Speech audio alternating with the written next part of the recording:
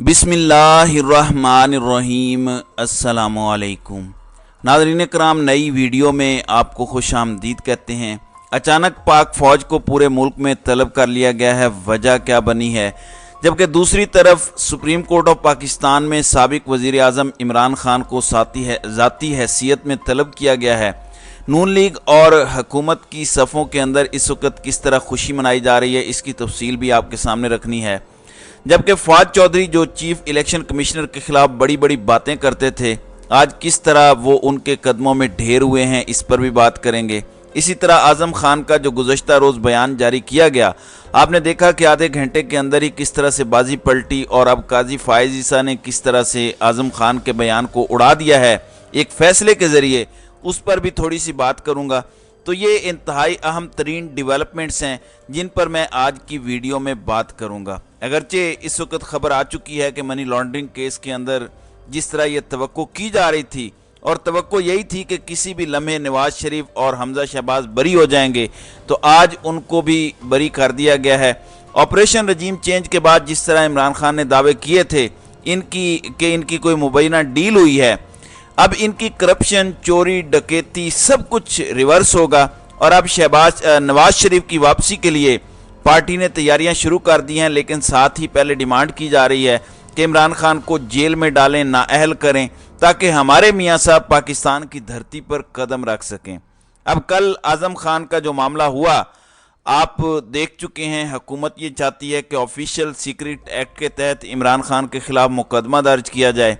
अगर उस तरीके से मुकदमा होता है तो लाजमी तौर पर यह खुसूसी अदालत में इसकी समाअत होगी और वो अदालती रिलीफ जो रूटीन में मिलता है उस तरह का रिलीफ नहीं मिलेगा। लिहाजा साइफर गुम करने का मुकदमा, जिसका राना सनाउल्लाह ने इजहार किया कि वो गुम करने का मुकदमा दर्ज किया जाएगा, जबकि खुद राना सनाउल्लाह पहले कह चुके हैं कि गुम नहीं हुआ बल्कि उसकी कॉपी वजारत खारजा में मौजूद है। तो ये सारी चीज़ें तो हो रही हैं, लेकिन काजी फायज़ ईसा, जिनको जालमों का काजी कहा जाता है, वो अभी चीफ जस्टिस नहीं बने। लेकिन इसहाक डार को जिस तरह उन्होंने रिलीफ दिया था वो एक अपनी मिसाल आप था, जहां पर उन्होंने बाकायदा मनी लॉन्ड्रिंग का एतराफ़ किया था और एतराफ़ी बयान होने के बावजूद एक तो उनका मुकदमा टाइम बार होने की वजह से खारिज किया गया।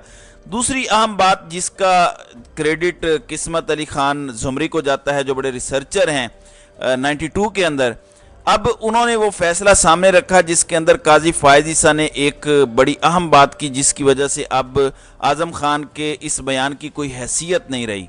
अब वो लिखते हैं इस फैसले के अंदर काजी साहब के to enable a statement recorded under section 164 of the court of used against an accused, it must be recorded in the presence of the accused. यानी अगर कोई इस तरह का 164 का बयान रिकॉर्ड करवाना है तो उसके लिए ज़रूरी है कि मुलजिम जिस पर इल्ज़ाम है, अगर कोई एतराफ़ी बयान है तो वो मुलजिम बिफोर द कोर्ट हाजिर होना चाहिए। लेकिन कल जो बयान हुआ वो कहाँ हुआ, किस मैजिस्ट्रेट के सामने हुआ, अभी तक वो सारी तफसीलात नहीं आई और इमरान खान तो वहाँ मौजूद ही नहीं थे। और एक्यूज्ड को एक मौका दिया जाएगा कि वो क्रॉस एग्जामिन कर सकें, वो सामने सवाल जवाब कर सकें कि भाई आज़म साहब ये जो आप बात कर रहे हैं ये बात ऐसे तो नहीं हुई थी, ये तो ऐसे हुई थी और आप ये कैसे बात कर रहे हैं। तो वो मौका होना चाहिए। तो काजी फायज़ ईसा का ये फैसला है और जिसके एन मुताबिक आज़म खान के बयान की लीगल वैल्यू बहुत कम रह जाती है। दूसरी जानिब नाज़रीन कराम, डॉक्टर शहबाज गिल और कुछ दीगर लोगों के हवाले से बड़ा प्रोपोगेंडा किया गया कि उन्होंने इमरान खान के खिलाफ बयान दे दिया, वो वादा माफ गवाह बन गए। अब अगर वो बन भी जाते तो उस पर उस तरीके से रद्द अमल नहीं आना था, जिसकी वजह यह है कि जिस तरह लोगों को तशद्दुद का निशाना बनाया जाता है, जिस तरह लोगों को कस्टडी में रखा जाता है, एक इंसान है वो एक हद तक ही बर्दाश्त कर सकता है, फिर उनके बीवी बच्चे, जायदादें, कारोबार सब कुछ तबाह करके, तो कोई इसकी अखलाकी वैल्यू है ही नहीं। दूसरी जानिब हमने देखा कि फवाद चौधरी बड़ी बड़ी बातें करते थे, ये तासुर होता था कि ये तो अनसिलेक्टेड लोग हैं जो शहबाज गिल और बाकी हैं, लेकिन हम इलेक्टेड हैं। तो इलेक्टेड किस नौयत के साबित हुए हैं, बहुत सारे लोग बहुत सारे डटे हुए भी हैं। तो आज फवाद चौधरी जो उस वक्त बड़ी बड़के मारते थे, उन्होंने चीफ इलेक्शन कमिश्नर से भरी अदालत में माफ़ी मांगी है। ایک تو ہوتا ہے کہ جج کے سامنے تو معافی مانگی جاتی ہے، ظاہر ہے اس کے اندر کوئی حرج نہیں ہوتا، لیکن چیف الیکشن کمشنر نے چونکہ الیکشن کروانا ہے تو آج فواد چودھری اسلام آباد ہائی کورٹ کے حکم پر الیکشن کمیشن کیس کی سماعت میں حاضر ہوئے۔ اس میں فواد چودھری نے کہا کہ ناقابل ضمانت گرفتاری کے وارنٹ غلط پتے پہ بھیجے گئے۔ چیف الیکشن کمشنر کا کہنا تھا کہ آپ کے علم میں تو آ گیا تھا، اس پر فواد چودھری کا کہنا تھا کہ میں اکثر گھر میں نہیں ہوتا۔ فواد چودھری کہتے ہیں کہ میں اپنی جماعت کا سفیر تھا، میں ذاتی حیثیت میں معذرت کر سکتا ہوں، میری معذرت قبول کریں، شو کاز نوٹس واپس لیے جائیں، پارٹی ایک ادارہ ہے، ان کا میں ترجمان تھا، قانونی کیسز میں نہیں پڑھنا چاہتا، آپ کے لیے احترام ہے۔ اس وقت پارٹی کی ایک پوزیشن تھی جو میں نے بیان کی۔ تو چیف الیکشن کمشنر نے سوال کیا کہ پارٹی چیف آپ سے قتل کروائے تو آپ کیا قتل کر دیں گے؟ اس پر فواد چودھری نے کہا میں ایسا نہیں کروں گا۔ تو اب اس پر انہوں نے آج معافی مانگی ہے، تو بھاگنے کے بعد آج ان کا یہ دوسرا موقع ہے جب انہوں نے اس طرح کا کام کیا ہے۔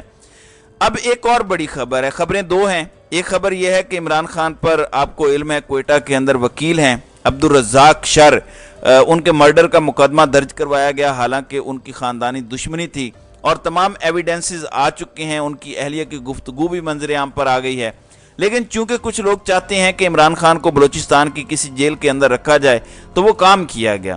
اب سپریم کورٹ آف پاکستان کے اندر اس حوالے سے ایک پٹیشن فائل کی گئی کہ اس مقدمے سے عمران خان کا کوئی تعلق واسطہ نہیں ہے اور جان بوجھ کر یہ ملک میں گھمانا چاہتے ہیں۔